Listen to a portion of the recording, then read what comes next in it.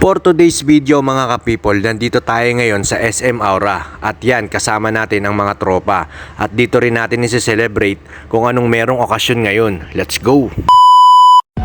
Ngayong araw nga ay double celebration ng mangyayari dahil 3 years old birthday ng anak ko at the same time is 14 years wedding anniversary din namin ng asawa ko. At para isang gastusan lang, tipid ba? At yan nga yung bunso kong anak na may birthday Malungkot siya kasi nga kulang pa yung mga kasama niya. At habang inaantay nga namin dito at syempre titingin-tingin na din kami kung saan kami kakain.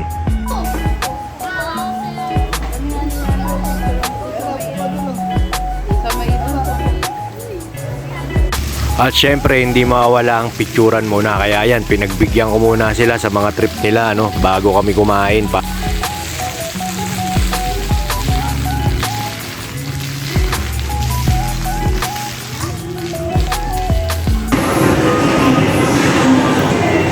Dahil naghahanap nga kami ng kakainan, siguro dito na lang kami sa mesa, Dito lang kami.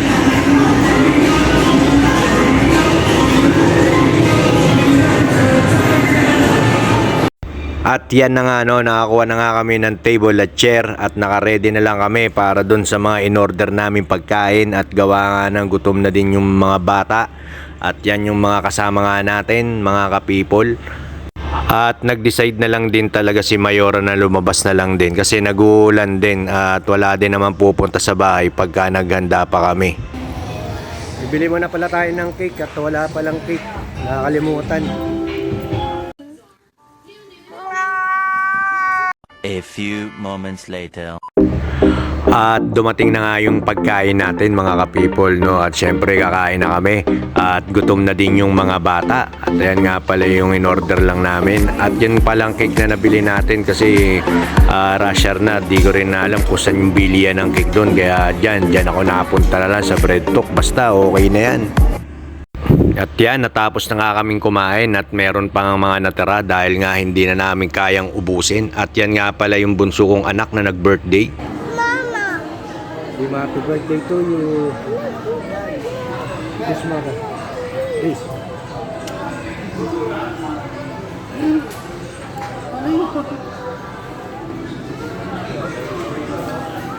At yan nga pala si Mayora at solve na din sa kinain. At syempre ako din. At ito, waiting na lang kami sa mga babayaran namin dito mga ka-people. At after nga namin kumain, pumasok kami dito sa Nike store para tumingin ng sapatos at baka may mabili din mga ka-people. At ayun na nga may napili tayong sapatos at pinakuha natin kung meron pang available na size kay kuya. At dali-dali naman niyang kinuha sa stock room niya.